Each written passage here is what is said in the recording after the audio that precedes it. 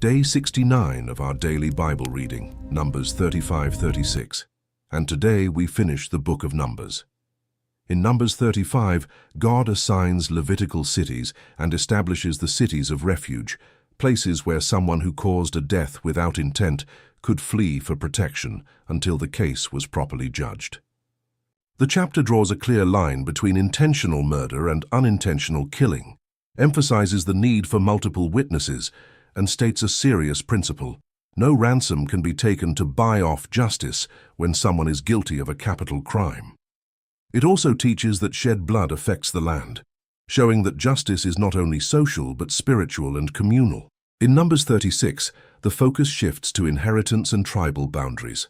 The daughters of Zelophehad may marry whom they choose, but within their father's tribal family, so that inheritance does not transfer from one tribe to another. This chapter protects the portion God assigned and closes Numbers with a strong message of order, responsibility, and faithfulness. Tomorrow is Day 70, Deuteronomy 1 and 2, and we begin the book of Deuteronomy. If this reading blesses you, share it and keep walking with us day by day.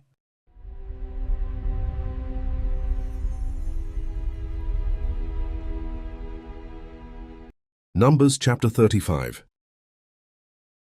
Yahweh spoke to Moses in the plains of Moab by the Jordan at Jericho, saying, "Command the children of Israel to give to the Levites cities to dwell in out of their inheritance. You shall give pasture lands for the cities around them to the Levites. They shall have the cities to dwell in. Their pasture lands shall be for their livestock and for their possessions and for all their animals. The pasture lands of the cities, which you shall give to the Levites, shall be from the wall of the city and outward 1,000 cubits around it. You shall measure outside of the city for the east side 2,000 cubits, and for the south side 2,000 cubits, and for the west side 2,000 cubits, and for the north side 2,000 cubits, the city being in the middle. This shall be the pasture lands of their cities. The cities which you shall give to the Levites, they shall be the 6 cities of refuge, which you shall give for the manslayer to flee to. Besides them, you shall give 42 cities. All the cities which you shall give to the Levites shall be 48 cities together with their pasture lands. Concerning the cities which you shall give of the possession of the children of Israel, from the many you shall take many, and from the few you shall take few. Everyone according to his inheritance which he inherits shall give some of his cities to the Levites." 9. Yahweh spoke to Moses, saying, "Speak to the children of Israel and tell them, when you pass over the Jordan into the land of Canaan, then you shall appoint for yourselves cities to be cities of refuge for you, that the manslayer who kills any person unwittingly may flee there. The cities shall be for your refuge from the avenger, that the manslayer not die until he stands before the congregation for judgment. The cities which you shall give shall be for you 6 cities of refuge. You shall give 3 cities beyond the Jordan, and you shall give 3 cities in the land of Canaan. They shall be cities of refuge. These 6 cities shall be refuge for the children of Israel, for the stranger, and for the foreigner living among them, that everyone who kills any person unwittingly may flee there. But if he struck him with an instrument of iron so that he died, he is a murderer. The murderer shall surely be put to death. If he struck him with a stone in the hand, by which a man may die, and he died, he is a murderer. The murderer shall surely be put to death. Or if he struck him with a weapon of wood in the hand, by which a man may die, and he died, he is a murderer. The murderer shall surely be put to death. The avenger of blood shall himself put the murderer to death. When he meets him, he shall put him to death. If he shoved him out of hatred or hurled something at him while lying in wait, so that he died, or in hostility struck him with his hand, so that he died, he who struck him shall surely be put to death. He is a murderer. The avenger of blood shall put the murderer to death when he meets him. But if he shoved him suddenly without hostility, or hurled on him anything without lying in wait, or with any stone, by which a man may die, not seeing him, and cast it on him so that he died, and he was not his enemy, and not seeking his harm, then the congregation shall judge between the striker and the avenger of blood according to these ordinances. The congregation shall deliver the manslayer out of the hand of the avenger of blood, and the congregation shall restore him to his city of refuge, where he had fled. He shall dwell therein until the death of the high priest, who was anointed with the holy oil. But if the manslayer shall at any time go beyond the border of his city of refuge where he flees, and the avenger of blood finds him outside of the border of his city of refuge, and the avenger of blood kills the manslayer, he shall not be guilty of blood, because he should have remained in his city of refuge until the death of the high priest. But after the death of the high priest, the manslayer shall return into the land of his possession. These things shall be for a statute and ordinance to you throughout your generations in all your dwellings.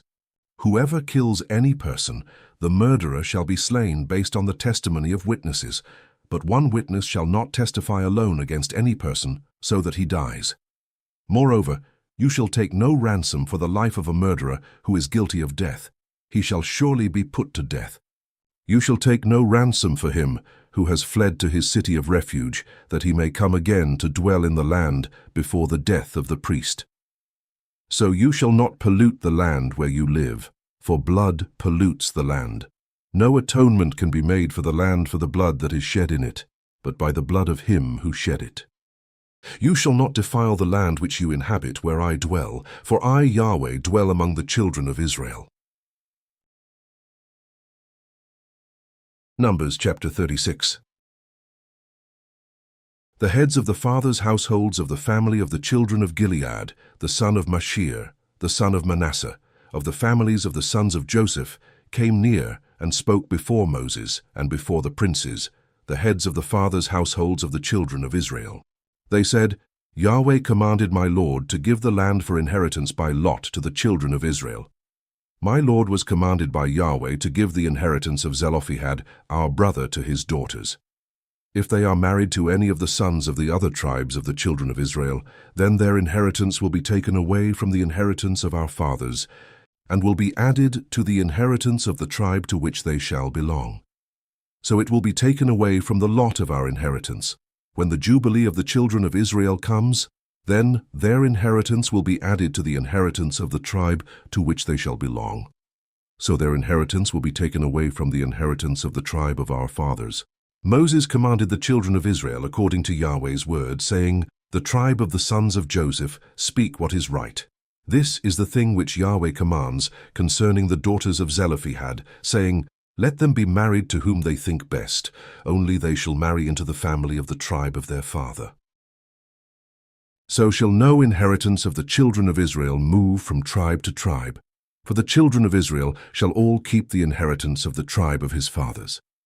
Every daughter who possesses an inheritance in any tribe of the children of Israel shall be wife to one of the family of the tribe of her father, that the children of Israel may each possess the inheritance of his fathers.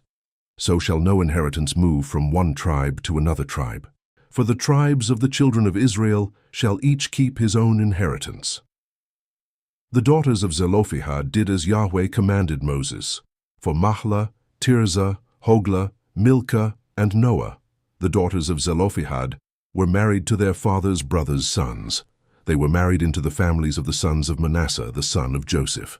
Their inheritance remained in the tribe of the family of their father. These are the commandments and the ordinances which Yahweh commanded by Moses to the children of Israel in the plains of Moab by the Jordan at Jericho.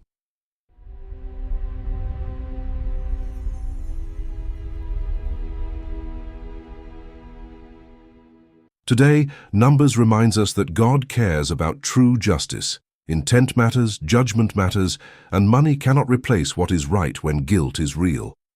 And as the book closes, we also see that inheritance and responsibility belong together.